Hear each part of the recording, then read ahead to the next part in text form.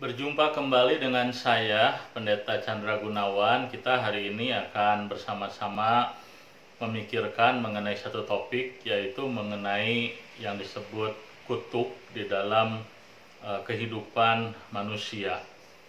Nah, sebagian orang percaya bahwa ada dosa-dosa tertentu yang dapat diturunkan ke anak-anak atau ke generasi setelah dia. Nah, ini adalah sebuah konsep yang biasa kita dengarkan, bahwa ada dosa-dosa tertentu yang kemudian membuat keturunannya mengalami konsekuensi dari dosa yang dilakukan oleh orang tuanya. Nah, inilah yang seringkali disebut sebagai kutuk, dan beberapa orang berpikir bahwa perlu misalnya saja ada doa pelepasan untuk melepaskan manusia dari kutuk tertentu.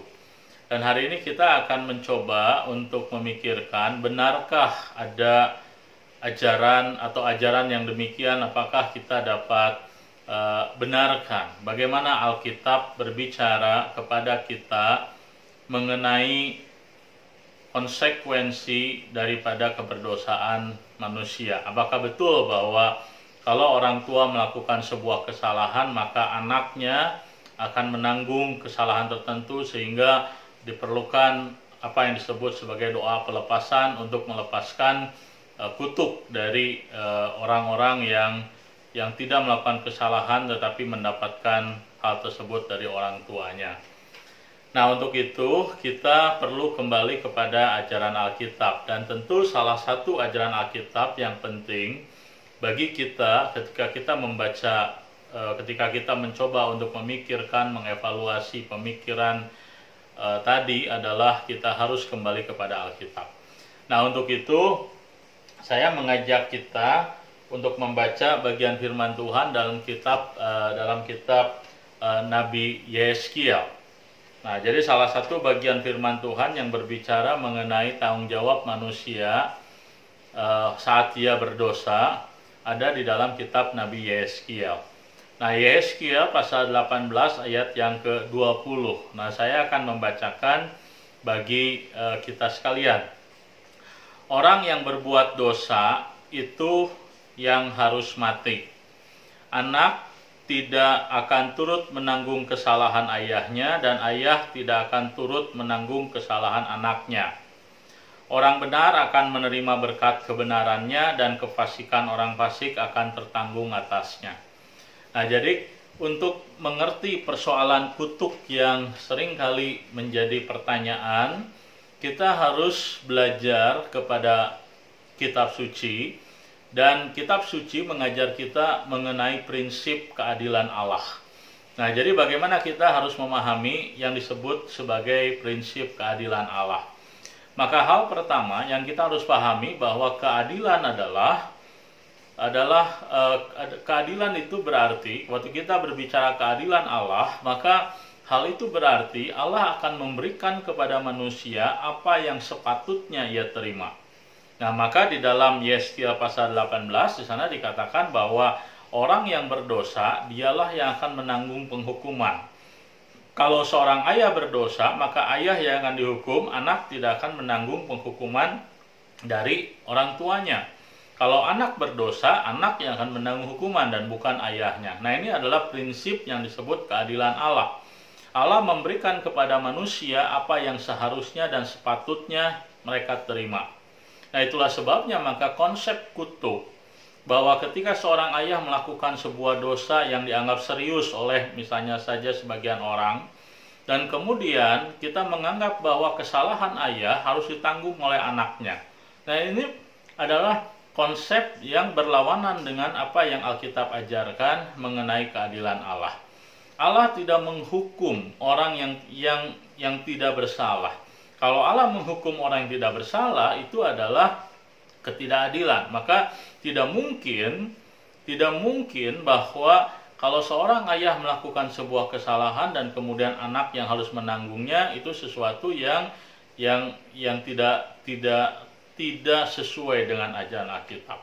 Nah, tentu saya tidak berbicara mengenai konsekuensi secara fisik. Misalnya saja jikalau ada orang tua tertentu yang mereka misalnya saja jatuh di dalam hubungan bebas, dan kemudian salah satu orang tua terkena virus HIV, dan kemudian virus ini berdampak kepada misalnya saja ketika istrinya mengandung dan kemudian istrinya tertular HIV dan anaknya juga kemudian tertular.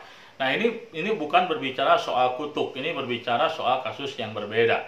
Nah, tetapi yang dimaksudkan dengan kutuk oleh sebagian orang adalah misalnya saja seorang tua melakukan sebuah dosa tertentu dan kemudian anaknya menerima kutuk oleh karena kesalahan daripada orang tuanya. Nah, konsep seperti ini bertentangan dengan ajaran Alkitab. Nah, Alkitab mengatakan bahwa dosa ditanggung oleh setiap orang yang melakukannya. Dan mungkin kita kemudian bertanya, bagaimana dengan misalnya saja waktu kita membaca 10 hukum Tuhan. Nah, kenapa demikian? Karena di dalam 10 hukum Tuhan, di sana kita membaca bagaimana Tuhan menghukum bukan hanya orang tua, tapi juga anak-anak, bukan hanya anak-anak, tapi juga sampai cucunya. Nah, itu kita bisa membacanya dalam kitab Keluaran pasal yang ke-20. Nah, kita akan coba membaca bagian kitab suci ini sebelum kita melanjutkan pembahasan kita. Keluaran pasal yang ke-20. Nah, saya akan membacakan ayat yang ke-5. Di sana dikatakan demikian. Jangan sujud menyembah kepadanya atau beribadah kepadanya. Nah, ini berbicara soal larangan untuk menyembah berhala. Dikatakan, sebab aku Tuhan Allahmu adalah Allah yang cemburu, yang membalaskan kesalahan bapa kepada anak-anaknya, kepada keturunannya yang ketiga dan keempat dari orang-orang yang membenci aku. Nah, waktu kita membaca teks ini, kita kemudian menyimpulkan bahwa kutuk Tuhan, bahwa Tuhan dapat membalaskan kesalahan orang tua kepada anak-anak, bahkan kepada cucu, bahkan kepada cicit. Nah, tetapi kita tidak boleh lupa bahwa di dalam kalimat ini, di bagian akhir dikatakan dari orang-orang yang membenci aku. Nah, jadi ini berbicara soal penghukuman Tuhan kepada seluruh keluarga besar, baik orang tua, anak, cucu, ataupun cicit. Kenapa? Karena mereka tumbuh menjadi sebuah keluarga yang dikatakan membenci Tuhan. Nah, jadi anak-anak dari keluarga ini dihukum Tuhan bukan karena dosa ayahnya, tetapi karena ayah dan anak, bahkan cucu sampai cicit sama-sama membenci Tuhan. Itulah sebabnya kemudian satu keluarga dihukum Tuhan, dimusnahkan Tuhan dari bangsa Israel. Nah, jadi teks ini sama sekali tidak ada kaitannya dengan kutuk. Dan hal ketiga yang penting untuk kita pahami ketika kita berbicara soal kutuk yang diturunkan, katakanlah beberapa orang berkata bahwa kutuk ini bukan datang dari Tuhan, tapi kutuk ini datang dari kegelapan. Nah, maka kita harus memahami ketika kita membaca Alkitab di dalam dunia perjanjian baru, kita belajar bahwa kuasa kegelapan sudah dikalahkan oleh Tuhan ketika apa? Ketika Tuhan datang ke dunia ini. Nah, kita perlu bertanya ketika Alkitab menceritakan kepada kita sebuah fakta. Ketika Yesus memulai pelayanannya, apa yang terjadi? Yang terjadi Yesus mengusir setan. Dan tidak ada satupun setan, kuasa kegelapan, yang dapat melawan kuasa Tuhan. Nah, begitu juga ketika Yesus menyembuhkan orang-orang yang bukan hanya dirasuk oleh setan, tapi juga Yesus melepaskan orang-orang yang mengalami sakit tertentu oleh karena pengaruh kuasa kegelapan. Nah, hal itu menunjukkan apa? Menunjukkan bahwa era kekuasaan daripada kegelapan sudah berakhir. Ketika Yesus datang ke dalam dunia, maka dia menghadirkan kerajaan Allah. Maka ketika kerajaan Allah datang, maka kerajaan kegelapan sudah dikalahkan. Ya, itulah sebabnya maka era bagaimana kutuk itu diberikan, bagaimana kegelapan bisa memberikan kutuk kepada orang-orang, kepada umat Tuhan, dari orang tua kepada anaknya, itu sesuatu yang tidak bisa lagi tidak bisa lagi terjadi di era perjanjian baru. Kenapa? Karena kuasa kegelapan sudah dikalahkan oleh Tuhan, kuasa kegelapan tidak lagi menguasai dunia ini.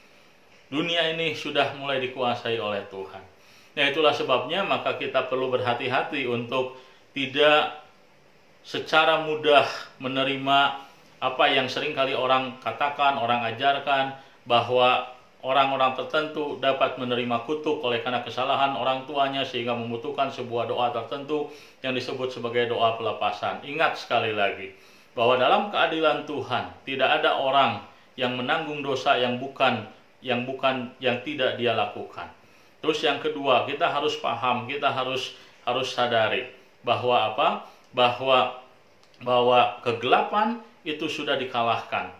Kegelapan tidak lagi menguasai hidup manusia. Itulah sebabnya maka kita harus percaya kepada Tuhan bahwa di dalam Tuhan tidak ada kutuk yang mengikat umat Tuhan, mengikat manusia. Kiranya apa yang kita pelajari hari ini, bahwa orang-orang percaya sesungguhnya adalah orang-orang yang sudah dimenangkan, dilepaskan. Kita adalah orang-orang yang tidak lagi terikat dengan kutuk apapun. Ini membuat kita belajar bersyukur kepada Tuhan, menjalani hidup dengan penuh sukacita. Tuhan memberkati rekan-rekan sekalian.